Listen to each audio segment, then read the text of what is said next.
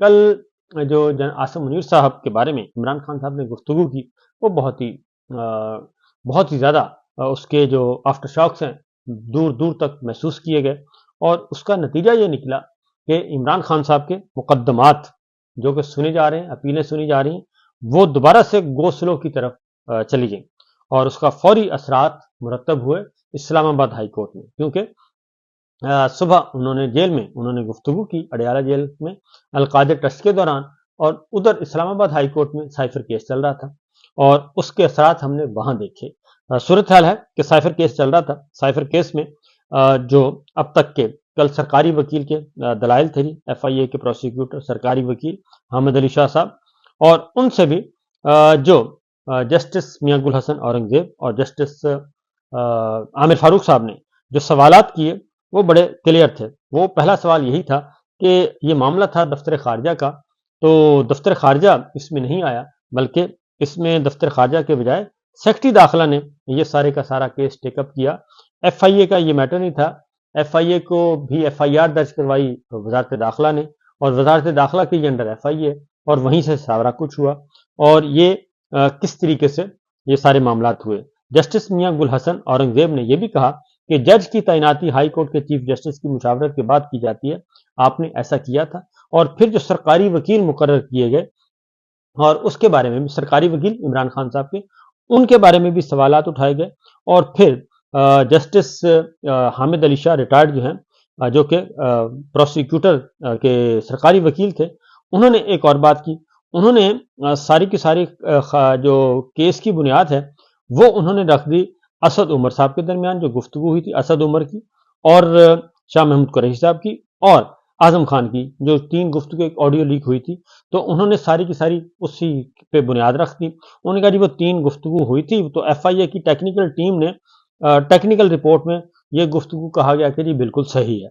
تو chief justice نے پوچھا کہ آپ کہہ رہے ہیں کہ ایف آئی اے کی رپورٹ تصدیق کر رہی ہے کہ یہ گفتگو ہے۔ پروسیکیوٹر ایف آئی اے نے کہا کہ میرے سامنے آنے والی آڈیو میں سائفر کے ساتھ کھیلنے کا تذکرہ ہے، یعنی یہ ہے ان کا ٹوٹل کیس کہ ایک آڈیو آئی، اس آڈیو کا فورینسک بھی نہیں ہوا، ایف آئی اے کی ٹیکنیکل ٹیم نے ٹیکنیکل رپورٹ اس میں آئی، اور اس نے کہا کہ یہ بالکل خبر اسی طرح سے ہے، یعنی کہ یہ گفتگو صحیح ہے، اور اس کے بعد وہ جو آڈیو ہے اس میں یہ تذکرہ ہے کہ سائفر سے کھیلنا ہے، تو لہٰذا غداری اور بغاوت اور پتہ نہیں کیا کیا مقدمات درج کر دیے گئے۔ یہ سوال انہوں نے کل اٹھایا، اور اس کا جواب ایف آئی اے کے پروسیکیوٹر نے یہ دیا۔ یہ ان کا کل مقدمہ ہے ٹوٹل، جس کی وجہ سے چیف جسٹس نے پوچھا کہ آفیشیل سیکرٹ ایکٹ کے تحت ٹرائل نوٹیفیکیشن کے مطابق ہوتا ہے۔ جسٹس میاں گل حسن اورنگزیب نے کہا کہ جج کی تعیناتی ہائی کورٹ کے چیف جسٹس کی مشاورت کے بعد کی جاتی ہے، آپ نے ایسا کیا۔ جسٹس گل حسن اورنگزیب صاحب نے پھر کہا کہ عمران خان اور شاہ محمود قریشی کے وکلا کون تھے، پھر ایڈوکیٹ جنرل کی جانب سے مقرر کیے گئے وکلا کون تھے، یعنی کہ جو سرکاری وکیل مقرر کیے گئے، 24 گھنٹے کے اندر اندر سارا کچھ ہوا۔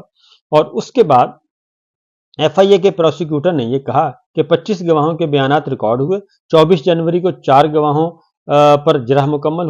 ہو چکی تھی۔ عمران خان اور شاہ محمود قریشی کے وکلا کی غیر موجودگی کی وجہ سے اسٹیٹ کونسل مقرر کیے گئے، ایک دن کے لیے غیر حاضری، اور اسی دن سارا کچھ کر دیا گیا، اور پھر 26 جنوری کو اسٹیٹ کونسل مقرر کیا، 27 جنوری کو اسٹیٹ کونسل نے جرح مکمل کر لی، 30 جنوری کو جرح مکمل ہوئی، اور 342 کا بیان ریکارڈ ہوا، اور ملزم کے دستخط بھی نہیں ہیں، اور فیصلہ بھی سنا دیا گیا 30 جنوری کو۔ یہ سارا کچھ تو چیف جسٹس نے کہا کہ اس پر پروسیکیوٹر نے چیف جسٹس نے پوچھا کہ یہ سارا کچھ ایک ہی دن میں ہوا، انہوں نے کہا جی ہاں ایک ہی دن میں ہو گیا تھا۔ تو چیف جسٹس نے کہا کہ 31 جنوری کو دفاع کا بیان ہوا اور 30 جنوری کو فیصلہ کیسے ہو سکتا ہے؟ پھر انہوں نے کہا جی کہ مجھے مشورے دینے والے بہت زیادہ تھے، اس لیے میں غلطی کر گیا، تو 30 جنوری کو ہی سارا کچھ ہو گیا تھا۔ تو یہ بھی تھا، اور ان کے دانے شانے مک گئے تھے سرکاری وکیل کے، اور پھر عدالت نے سماعت جو ہے وہ 22 اپریل تک ملتوی کر دی، یعنی کہ تقریباً 4 دن کے بعد 18 اور 4 22 5 دن کی تاریخ دے دی تھی ان کو، اور اس طریقے سے یہ کیس آگے چلا گیا۔ اور یہ تو ہے سائفر کا، کیونکہ اڈیالہ جیل کی گفتگو کے آفٹر شاکس جو ہیں وہ پھر سرکاری وکیل پروسیکیوٹر ایف آئی اے نے ادھر محسوس کیے، یقیناً کوئی میسج آ گیا ہوگا کہ جناب اب آپ نکل جائیں اور لمبی تاریخ کا کہہ دیں، کیونکہ انہوں نے عدالت نے پوچھا کہ جی آپ کب تک دلائل دیں گے، انہوں نے کہا مجھے تو ہمیں تو بڑا وقت لگے گا. تو یہ کہہ کر وہی ہوا جو عدت والے کیس میں ہوا تھا، لمبی تاریخ لی اور نکل دیے. تو یہ تو ہو گیا سائفر کیس. اب آتے ہیں جناب دوسری جانب نواز شریف صاحب. نواز شریف صاحب اپنے پیادوں کے ساتھ آگے بڑھ رہے ہیں آہستہ آہستہ، اور انہیں اندازہ ہو گیا ہے کہ شہباز شریف صاحب کو وزیر اعظم بنانا بہت بڑی غلطی تھی ان کی، اور شہباز شریف صاحب پہلے ہی مکمکا کر چکے تھے، اور اب ان کے سارے جو نواز شریف صاحب کی جو پوری لاٹ ہے اور مریم صاحبہ کی، وہ تو ساری بے روزگار ہے، اور وہ تو ہیں باہر، اور ان میں خواجہ سعد رفیق صاحب ہیں، رانا ثناء اللہ صاحب ہیں، جاوید لطیف صاحب ہیں، اور بہت سارے لوگ ہیں، وہ سارے باہر بیٹھے ہیں. اور شہباز شریف صاحب جو ہیں وہ ساری کی ساری جو حکومت ہے وہ شہباز شریف صاحب ہیں، اور شہباز شریف صاحب بتاتے ہیں، نواز شریف صاحب پوچھتے ہیں کہ بھئی یہ آپ کیا کر رہے ہیں؟ تو انہوں نے کہا جی حکم حاکم ہے، میں کیا کروں، سارا کچھ. وہ کہتے ہیں کہ ہم نے آپ کو فارم 47 ہم نے آپ کو دیے ہیں، آپ کون سا جیت کے آئے ہیں، لہٰذا جو ہم کہیں گے وہی آپ کریں. تو نواز شریف صاحب شہباز شریف صاحب کو کہتے ہیں کہ ذرا حوصلہ پکڑیں، کوئی کریں ہل جل اور مزاحمت کریں. لیکن شہباز شریف صاحب آپ کو پتہ ہے وہ کہتے ہیں کہ میں تو آنکھوں کا تارا ہوں اسٹیبلشمنٹ کی، لہٰذا میں تو کس طرف بھی جانے کے لیے تیار نہیں ہوں. تو یہ کھیل اندر خانے چل رہا ہے. جاوید لطیف صاحب آتے ہیں اور انہوں نے کہا کہ وہ بتا رہے ہیں کہ پورے کے پورے ضلع کی سیٹیں جو ہیں وہ 90 کروڑ کی بیچ دی گئی، اور ضلع شیخوپورہ پورے کا پورا بیچ دیا گیا، الیکشن کے نتیجے بدل دیے گئے. یہ بھی اس کے بعد خرم دستگیر صاحب آتے ہیں، وہ ایک اور نام رہ گیا، خرم دستگیر صاحب بھی جو ہیں ان کو بھی اکوموڈیٹ نہیں کیا جا رہا. وہ آتے ہیں، وہ کہتے ہیں جاوید لطیف صاحب نے جو بات کی ہوگی تو سوچ سمجھ کے کی ہوگی، ان کو پوچھنا چاہیے. تو یہاں تک معاملہ چل رہا ہے. اور پھر عرفان صدیقی صاحب آتے ہیں اور وہ بتاتے ہیں کہ جناب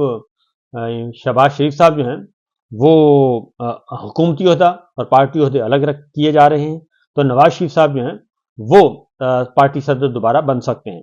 تو مختصر بات یہ ہے کہ شہباز شریف صاحب کو اب فارغ کر کیا جا رہا ہے، اور شہباز شریف صاحب کو فارغ کر کے پارٹی پہلے تو پارٹی صدارت نواز شریف صاحب لیں گے، اور جو پارٹی صدر ہوگا وہی سب کچھ ہوگا. لہٰذا پارٹی پر کنٹرول، جو کہ ایک پرانا خواب تھا شہباز شریف صاحب کا اور اسٹیبلشمنٹ کا، جناب باجوہ صاحب کا، کہ شہباز شریف کے ذریعے مریم صاحبہ کو فارغ کرنا ہے اور نواز شریف صاحب کو فارغ کرنا ہے تو پارٹی کے کنٹرول حاصل کیا جائے گا. تو وہ خواب جو ہے وہ پورا نہیں ہو پا رہا، اور اس کی ایک اور وجہ بھی ہے کہ ایک نئی پارٹی بھی تشکیل دی جا رہی ہے،